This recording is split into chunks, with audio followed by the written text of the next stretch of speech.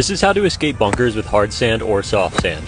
One thing to understand is bounce of the club. This is going to be the smaller number on the bottom of the wedge. This is the angle of the sole of the club. Usually the more bounce you have, the easier the club can glide. The more you open the club face, the more that bounce is going to be exposed. But when you square a club face up or shut it and press the hands forward, that decreases the bounce. So how does that apply to sand? When I open the club face in soft sand, that's going to allow it to glide very nicely. But if I keep that club face more square, that is going to decrease the bounce and that is going to cause the club to dig too much. If I hit a shot at a soft sand with a square face, that's going to dig and chunk every time. Out of soft sand, you need that club face to glide, so the softer the sand gets, the more you really have to lay that face open. Now let's look at hard sand. There's no sand for the club face to glide through when you open it here. But if I start to square that face up slightly, that allows that bounce to dig into the sand so you can get under it. If I open the face way up out of hard sand, there's no sand to glide under and I'm going to blade it every time. But if I square it up, that bounce isn't as exposed, that club can dig and get under the ball nicely. One thing to note is when the face is wide open, there's more loft, so you have to swing harder to get the ball to carry. First, when you square it up, there's less loft, so you don't have to swing quite as hard. Follow for more golf tips.